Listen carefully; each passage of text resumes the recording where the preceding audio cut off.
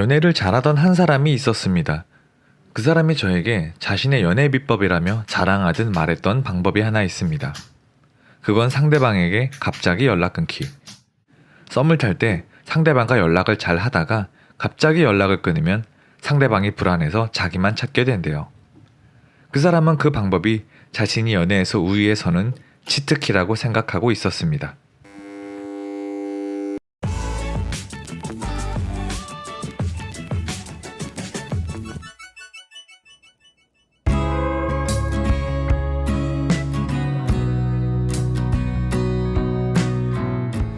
다른 관계는 몰라도 사랑에 있어선 자신이 무조건 우위에 있어야 했던 그 사람.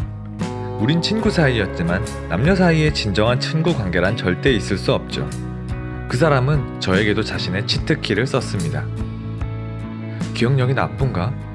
아무튼 전 그 사람의 그런 행동은 자신감이 없는 사람들이 하는 행동이라 생각했었고, 제가 좋아했던 그 사람에게 자신감을 불어넣어주고 싶었습니다. 그래서 그냥 모르는 척 넘어갔죠. 그렇게 그 사람과의 건강하지 못했던 관계가 시작되었습니다. 그리고 얼마 지나지 않아서 그 사람과의 관계는 허무하게 끝이 났습니다. 저와는 계속 친구로만 지내고 싶다는 간단한 결말로요. 전 쿨하게 알았다고 했고 이제 연락은 그만하자고 말했습니다. 그랬더니 그런 게 어디 있냐며 저보고 이기적이라고 하더군요. 제가 우리의 우정을 망쳤대요. 그 당시에 그 말을 들은 전 내가 차였다고 속이 좁았던 걸까? 난 정말 나쁜 놈인가 싶었습니다. 그래서 우린 다시 좋은 친구가 되었습니다. 친구가 된 후로부터 시간이 지난 어느 날, 그 사람은 은근슬쩍 저에게 제 친구의 이야기를 자주 묻곤 했습니다. 제 친구에 대해 알아가고 싶었나 봐요. 처음부터 제 친구가 그 사람의 목적이었을 수도 있고요. 뭐 어찌되었건 그 사람이 그런 말을 할 때마다 당연히 전 기분이 좋을 수는 없었습니다. 아무 죄 없는 제 친구에게 질투도 생겼었고요. 하지만 이걸 입 밖으로 말하게 된다면 내가 속 좁은 사람이 되는 것 같아서 누구에게 말을 할 수도 없었습니다. 우린 분명 남들이 보기엔 친한 친구였고, 친구에게 좋아하는 사람의 정보를 물어보는 건 전혀 문제가 되지 않았으니까요. 그렇게 꽤 오랜 시간 전 그 사람의 친구 역할에 충실했었습니다. 그리고 제가 그 관계에 지쳐 관계를 정리하려고 할 때마다 그 사람은 우린 사랑과 우정 사이 어디쯤이라며 이 멋진 관계를 망치지 말라며 지친 저를 위로하곤 했습니다. 더 버티라고요. 그렇게 전 오랜 시간에 걸쳐 그 사람보다 한 단계 아래의 사람이 되어갔습니다. 제 스스로요.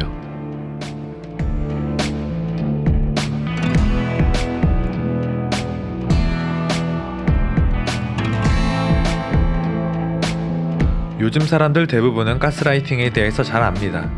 저 역시 시간이 지나고 그때 그 사람이 저에게 했던 행동들이 가스라이팅이었단 걸 알게 되었습니다. 사람들은 자기도 모르는 사이에 가해자가 되기도 하고 피해자가 되기도 한다고 하더군요. 그때 그 사람도 일부러 저를 괴롭히려는 마음으로 그랬던 건 아니었을 겁니다. 그냥 자신만의 연애 기술이라고 가볍게 생각했겠죠. 지금은 지나간 일이지만 그 당시의 그 일들은 저에겐 큰 상처였습니다. 꽤 긴 시간이었으니까요. 하지만 저에게 진짜 상처는 그런 행동을 저도 모르게 제가 사랑하는 사람들에게 했었다는 것입니다. 전 안 그럴 줄 알았는데 말이죠. 역시 인생에 예외란 건 없는 것 같습니다.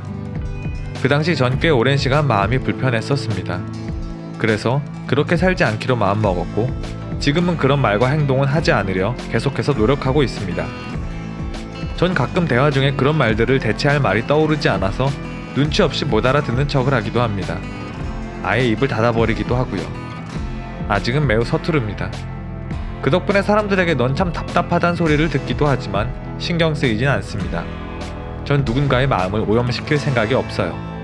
그건 자신감 없는 사람들이나 하는 행동이에요.